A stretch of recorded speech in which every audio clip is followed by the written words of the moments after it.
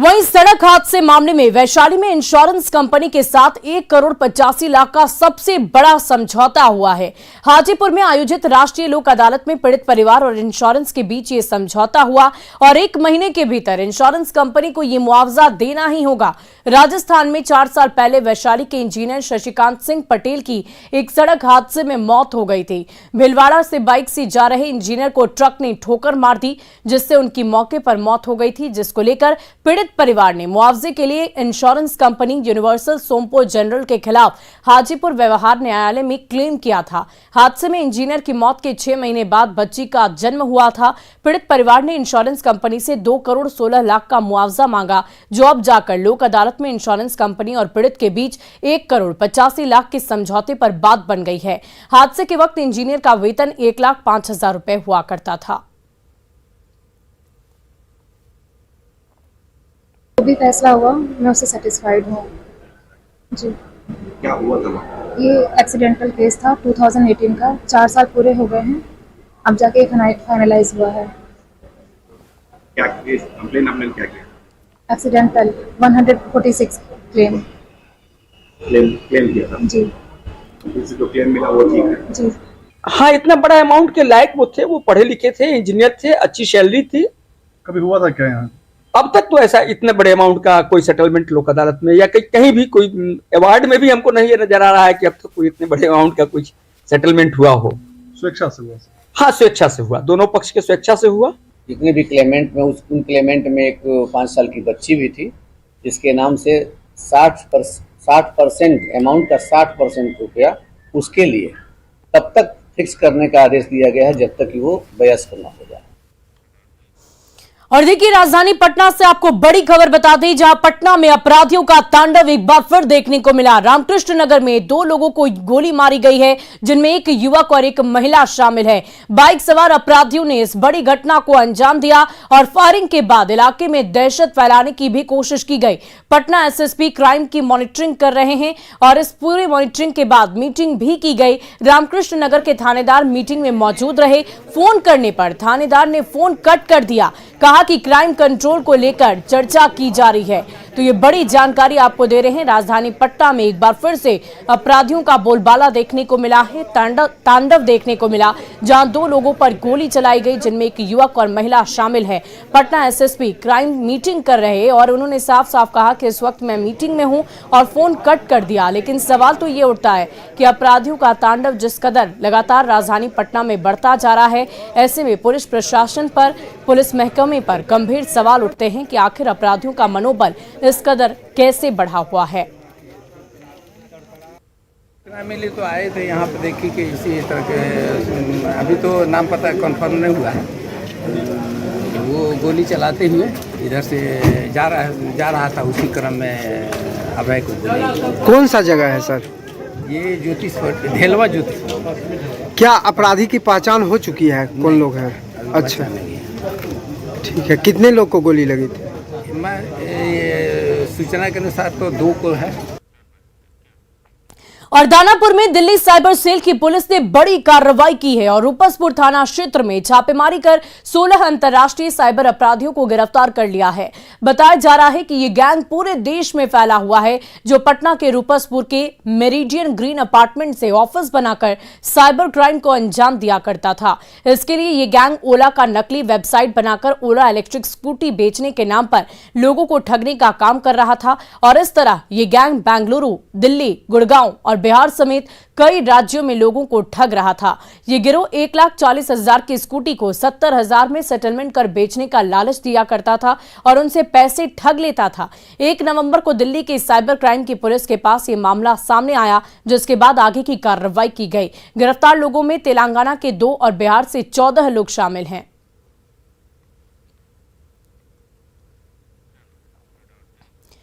वहीं गोपालगंज में दबंगों से परेशान 3 महादलित परिवार ने गांव ही छोड़ दिया है। पीड़ित परिवार SC/ST थाने के बाहर पिछले 3 दिनों से छोटे छोटे बच्चों के साथ रहने को मजबूर हैं, लेकिन पुलिस को उनकी एक भी ना पड़ी और ना ही पुलिस सुनती है। आरोप है कि थाने का मुंशी और पुलिसकर्मी दबंगों के रिश्तेदार हैं और इसलिए पुलिस कार्रवाई नहीं कर रही। न्यूज़ 18 पर खबर चलने के बाद डीएम ने मामले की जांच की बात कही है, जबकि पुलिस ने कार्रवाई का भरोसा भी दिया है। पीड़ित परिवार से बातचीत की हमारे संवाददाता गोविंद कुमार ने। पिछले 3 दिनों से जो इनका आरोप है कि पिछले 3 दिनों से ये परिवार जो है सड़क किनारे दिन और रात काटने को विवश था और अब जो है गोपालगंज के जो डीएम है डॉक्टर नवल किशोर चौधरी, उन्होंने संज्ञान लिया और उसके बाद से ये पूरा परिवार नगर थाने में पहुंचा है और यहाँ पर जो नगर इंस्पेक्टर हैं और जो ST/SC के थानाध्यक्ष हैं वो लोग भी यहाँ पहुँचे हुए हैं। हम इस परिवार से ही जानेंगे कि क्या हुआ है। अब क्या हुआ, आप लोग कहाँ बुलाया गया? हम उनके ये चाहता निशान जे हजूर जे हमने के घर बस से नहीं कर दे हनु तो हमने के बस से दे उनके शरण में आयल बनी सर उन कोनो बुद्धि लगाए जो हमने के बस स्टेशन घर। कहाँ थे 3 दिनों से आप लोग? यही जा आयल बनी सन। इसके पहले कहाँ थे आप लोग? यही जी बाड़ी से यही जी यहीं रह रहे थे? हाँ यही जी बानी सन। कहाँ रह रहे थे आप लोग? आप हम यहीं पर हुआ 3 दिन से यहाँ पे हुआ सर। लड़का फैका सब लेके यहाँ पर आए हैं। काहे यहाँ पर थे? लोग मार के लोग और सब जना का भगा दे। ये दूसरी तरफ तस्वीर है जो दिखाएंगे इधर, जो महिला ST/SC थानाध्यक्ष है और इसके अलावा जो नगर इंस्पेक्टर है वो भी यहाँ पे है और अब जो है इस पीड़ित परिवार के मामले की सुनवाई की जा रही है। हम ST/SC के थानाध्यक्ष से भी जानते हैं कि क्या कुछ अब आगे कार्रवाई होगी। मैडम, ये लोग 3 दिनों से बाहर रह रहा था, आरोप है कि पुलिस भी सुनवाई नहीं पूछे ना कहाँ रह रहे तो पहले दिन कहाँ? अब क्या होगा? कहाँ गए? FIR होगा, नो डाउट FIR करेंगे। इन लोग को वापस घर मिलेगा जहाँ तो अब उसके लिए तो हम लोग सर फोर्स लगे हुए हैं। फोर्स तो लोकल थाना को हम लोग लगा देंगे अभी तुरंत। तो यहाँ पे इस वक्त रात में कहाँ भेजा जाएगा इन्हें? सर कोई यहाँ पे इन लोगों को अब रात में ये परिवार कहाँ रहेगा? अब हम लोग देखते हैं आश्रय स्थल यहाँ जो बना हुआ है वहाँ प्रयास करते हैं कि लोग को रखवा दें अच्छा जगह पर और फिर कल हम लोग इसकी व्यवस्था करेंगे। तो ये पुलिस अधिकारी है, नगर इंस्पेक्टर है और ST/SC के जो थानाध्यक्ष है वो भी आश्वासन दिया जा रहा है कि अब इस पूरे मामले में संज्ञान लेकर कार्रवाई होगी। चूंकि गोपालगंज के जो जिलाधिकारी है डॉक्टर नवल किशोर चौधरी, उन्होंने स्वतः संज्ञान लिया और उस पूरे मामले में जांच कर रिपोर्ट भी मांगी है। अब देखना होगा कि प्रशासन आगे कुछ इसमें कार्रवाई कर पाता है। गोविंद कुमार, न्यूज़ 18 गोपालगंज। और मुंगेर की कोतवाली थाना क्षेत्र स्थित बड़ी बाजार में एक युवक की मौत का लाइव वीडियो सामने आया है। दरअसल 26 वर्षीय युवक को कुछ लोगों ने छत से धक्का देकर मार दिया। युवक एक दुकान में काम किया करता था, लेकिन उसे 3 महीने से वेतन तक नहीं मिला था। शुक्रवार को वो अपने मालिक से पैसे की मांग कर रहा था तो उसके मालिक ने पहले घर पर बुलाया और कुछ लोगों ने उसके साथ मारपीट की और फिर छत से धक्का दे दिया। वहीं इस घटना के बाद स्थानीय लोगों में काफी गुस्सा है, आक्रोश है। परिवार के सदस्यों का रो रो कर बुरा हाल है। पुलिस ने 2 आरोपी को गिरफ्तार भी किया है। फिलहाल इस पूरे मामले की जांच की जा रही है। तो ये 2 तस्वीरें इस वक्त आपकी टीवी स्क्रीन पर है। आप देखिए कैसे परिजनों का रो रो कर बुरा हाल है और दूसरी ओर ये लाइव वीडियो आप देख सकते हैं कैसे ये युवक, पहले उसे बुलाया जाता है, उसके साथ मारपीट की जाती है और कुछ लोग मिलकर उसे छत से धक्का दे देते हैं। तो मौत का ये लाइव वीडियो इस वक्त आपकी टीवी स्क्रीन पर। दुकान में ये युवक काम किया करता था और पिछले 3 महीने से इसे वेतन नहीं मिला था, जिसकी मांग इस युवक ने की। मांग करने पर, अपने ही किए गए मेहनत के पैसे मांगने पर उसे मौत की सजा दे दी गई। ये तस्वीर आप देख पा रहे होंगे जहां छत से एक युवक को धक्का दे दिया जाता है और वो गिर जाता है, जिसके बाद उसकी मौत हो जाती है। परिजन सख्त से सख्त कार्रवाई की मांग कर रहे हैं। स्थानीय लोगों में काफी आक्रोश है, गुस्सा है। पैसे मांगने पर मालिक ने छत से धक्का देकर युवक को मौत के घाट उतार दिया, जिसकी तस्वीरें इस वक्त टीवी स्क्रीन पर।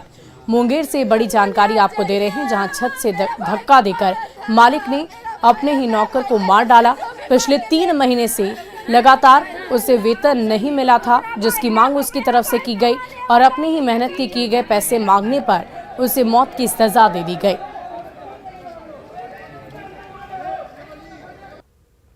हम लोग का भाई आया, खाना खाने आया, खाना खा के घर से 3 बजे निकला। कब?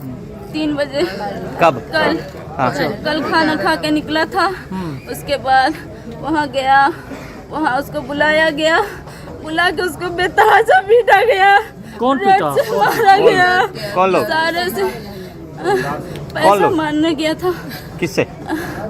जहाँ काम करता था। क्या चीज का काम करता था? गाड़ी का। को बुलाया गया, बुला के उसके बाद जो है उसको मारा पीटा, और वहाँ पे एक दो लोग नहीं मारा उसको, बहुत लोग आदमी से हम लोग जानकारी लिया तो बहुत लोग ऊपर उनके छत पे थे, मार के उसको ऊपर छत पे से फेंक दिया गया, जो कि वीडियो में है गया। आखिर क्यों फेंका कि क्योंकि उनकी लड़की का जो मामला जो है, कुछ पैसा इससे जो कमाता था बच्चा घर में नहीं देता था, वो ले लिया कर देते। उनकी बेटी लोग फ्रॉड है और मेरे भाई को जान से मार दिया। और मधेपुरा में नल जल योजना पूरी तरह से फेल है। मुरलीगंज नगर पंचायत में करोड़ों खर्च करने के बाद भी लोगों को पानी का एक बूंद तक नसीब नहीं हो पा रहा। जनता को तो छोड़ दीजिए, खुद विभाग भी डब्बा बंद पानी पर टिका हुआ है। पंचायत के 15 वार्डों में इस योजना पर 7 करोड़ रुपए खर्च किए गए, लेकिन स्वच्छ जल नहीं पहुंचा। लोगों का कहना है कि ठेकेदार और अधिकारियों की मिलीभगत से पूरी योजना भ्रष्टाचार की भेंट चढ़ गई है। पानी सप्लाई से पहले ही सामान कबाड़ बन गया है। पहुंचा है पानी से, किसी के घर में नहीं पहुंचा है? किसी के घर में नहीं पहुंचा है। जो भी नल लगाया पीतल वो भी खुल गया। क्या है, लूट खसोट का माहौल बना हुआ है पूरा मुरलीगंज का नगर पंचायत। आप देख लीजिए, कहीं भी नल जल योजना में एक बूंद तक जनता तक पानी नहीं पहुंचा हुआ है। कहीं पानी नहीं पहुंच पाया अभी तक, कहीं भी। हमारे वार्ड में, एक नंबर वार्ड में, हमारे दरवाजे पर भी नल लगा हुआ है, पूरे मोहल्ले में नल बिछा हुआ है, लेकिन कहीं भी आके एक बूंद पानी नहीं टपका। कार्य में थोड़ा बहुत दिक्कत आ रहा है, वो यहाँ का जो मेंटेनेंस है, वो मेंटेनेंस का जो होना चाहिए, जिस तरह से मेंटेनेंस का एक बनता है, वो नहीं बन पाया है। वहीं मुंगेर में सूदखोरों के आतंक का मामला सामने आ गया है। फरीदपुर ओपी में सूद पर लिया 20,000 रुपए नहीं लौटाने पर दलित मां बेटी को पीट पीट कर अधमरा कर दिया गया। दबंग महाजन ने दोनों को मारपीट कर बुरी तरह से जख्मी कर दिया। फरीदपुर ओपी में शिकायत दर्ज नहीं होने के बाद परिजन शिकायत करने एसपी कार्यालय पहुंचे। एसपी ने पीड़िता की शिकायत सुनने के बाद फरीदपुर थानाध्यक्ष को एफआईआर दर्ज करने के निर्देश दिए हैं। पैसा लिए थे, 21,000 रुपया मीटिंग में जमा किए थे, तो हमको लोन नहीं मिला। उसको 10 रुपया ब्याज देते थे और कुछ पैसा दिए, कुछ बाकी है तो बोले कि भैया 2-3 दिन में आइए और होगा तो दे देंगे। बस वो पी खा के सब घिचम तरीका। बोले गार्जियन नहीं है, गार्जियन आइएगा तो मिल के बात करिए, या परसों आइए, को जो निकलता है हम सब पैसा दे देंगे। लेकिन वो घिचम तरी करके मेरा बेटी को में हमको मारने लगा। मेरा हाथ में चोट है। मेरा कितने लोग थे वो लोग? 4 लड़का 5 लड़का थे। संज्ञान में आया, हम थानाध्यक्ष को निर्देश दे एफआईआर रजिस्टर करके तो त्वरित कार्रवाई करने के निर्देश दें। और चलिए अब बढ़ते हैं अगली खबर की ओर। कुर्नी विधानसभा सीट पर हो रहे उपचुनाव में महागठबंधन की तरफ से जेडीयू के मनोज कुशवाहा उम्मीदवार होंगे। मनोज कुशवाहा के नाम का ऐलान करते हुए महागठबंधन के नेताओं ने जीत का दावा तक किया। हालांकि बीजेपी नेताओं का कहना है कि उम्मीदवार जो भी हो, लेकिन जीत बीजेपी की ही होगी।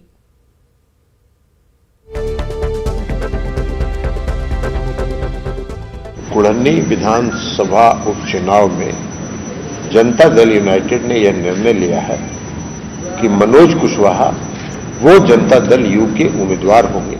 जेडीयू नेता मनोज कुशवाहा कुढ़नी विधानसभा सीट पर होने वाले उपचुनाव में महागठबंधन के उम्मीदवार होंगे। मनोज कुशवाहा की उम्मीदवारी का ऐलान महागठबंधन के संयुक्त प्रेस कॉन्फ्रेंस में की गई, साथ में जीत का दावा भी। मुकाबला कहीं है नहीं। 75% वोट पर महागठबंधन है और 25% वोट पर हुए, तो कहां गए मुकाबला है। जेडीयू के राष्ट्रीय अध्यक्ष ललन सिंह ने बताया कि जेडीयू के आग्रह पर आरजेडी ने अपनी सीट जेडीयू के लिए छोड़ दी। बता दें कि 2020 में कुढ़नी से आरजेडी उम्मीदवार अनिल सैनी विधायक बने थे, लेकिन एलटीसी घोटाले में दोषी पाए जाने के बाद उनकी सदस्यता चली गई थी, जिसकी वजह से कुढ़नी में उपचुनाव हो रहा है। हमारे राष्ट्रीय अध्यक्ष जी ने यह निर्णय लिया और उन्होंने जो गठबंधन के वरिष्ठ नेताओं से बातचीत की है, उस बातचीत के आधार पर राष्ट्रीय जनता दल ने इस बार यह निर्णय लिया कि इस उपचुनाव में उस सीट पर जदयू के उम्मीदवार हों। आइए जान लेते हैं कि कौन है कुढ़नी से महागठबंधन के उम्मीदवार मनोज कुशवाहा। कुढ़नी से 3 बार एमएलए रहे हैं मनोज कुशवाहा। पहली बार जेल में रहते फरवरी 2005 में जेडीयू से जीते। नवंबर 2005 में फिर से कुढ़नी से चुनाव जीते। 2010 में जीत के बाद नीतीश कैबिनेट में मंत्री बने। 2015 में मनोज कुशवाहा को बीजेपी के केदार गुप्ता ने हरा दिया था। 2020 के चुनाव में जेडीयू ने मनोज गुप्ता को मीनापुर भेजा था। मनोज कुशवाहा ने मीनापुर का टिकट लौटा दिया था। महागठबंधन की तरफ से जेडीयू के मनोज कुशवाहा को उम्मीदवार बनाए जाने पर बीजेपी ने भी प्रतिक्रिया दी। बीजेपी नेता सम्राट चौधरी ने कहा, कोई भी उम्मीदवार हो, जीत बीजेपी की ही होगी। देखिए, कुर्री में जो सीट है वो जदयू के खाते चली गई है। जदयू दावा कर रही है कि जीत होगी। अब जिसके भी खाते में जाए उससे तो कोई फर्क पड़ना नहीं है, क्योंकि नीतीश कुमार जी के खाते में यदि गई तो और अच्छा है कि नीतीश कुमार तो अप्रासंगिक है, उनके पास कोई वोट। जेडीयू के मनोज कुशवाहा महागठबंधन के उम्मीदवार तो बन गए हैं, लेकिन उनकी राह उतनी आसान नहीं दिख रही, क्योंकि वीआईपी के मुकेश सहनी ने और असदुद्दीन ओवैसी की एआईएमआईएम ने भी कुढ़नी से उम्मीदवार उतारने का ऐलान कर दिया है। न्यूज़ 18 के लिए पटना से आनंद अमृतराज के साथ ब्यूरो रिपोर्ट। और देखिए, मुजफ्फरपुर की कुर्नी सीट पर होने वाले उपचुनाव में मुकेश सहनी भी कूद पड़े हैं। पहले महागठबंधन को साथ देने की बात कहने वाले मुकेश सहनी अब कुर्नी में अपना प्रत्याशी उतारेंगे। मुकेश सहनी ने कहा कि कुर्नी में मल्लाह वोटर को अनदेखा किया जा रहा है, जबकि सहनी समाज बहुमत में है। रविवार को मुकेश सहनी प्रत्याशी के नाम का ऐलान भी करेंगे। आपको बता दें कि मोकामा और गोपालगंज चुनाव में वीआईपी पार्टी ने महागठबंधन को सपोर्ट किया था। देखिए, निर्णय पहले ले लिया गया है कि 16 तारीख को प्रत्याशी का नामांकन होगा और निर्णय पार्टी के प्रत्याशी का नाम घोषणा करना है। तो कल शाम को 7 बजे हम पटना में प्रेस कॉन्फ्रेंस करेंगे। आज पार्टी के पदाधिकारी से मिलने के लिए आए हैं। बहुत सारा समीकरण पे, बहुत सारा चीज़ें पे हम लोगों ने चर्चा किया है और कल हम निर्णय लेंगे पार्टी हित में कि हमें क्या करना है, किनको उतारना है, कैसे समीकरण उतारना है। आज बिहार में निषाद समाज और वीआईपी पार्टी एक फैक्टर तो बन ही चुका है। और फिलहाल इस बुलेटिन में अभी के लिए बस इतना ही, लेकिन न्यूज़ 18 बिहार झारखंड पर खबरों का सिलसिला लगातार जारी है।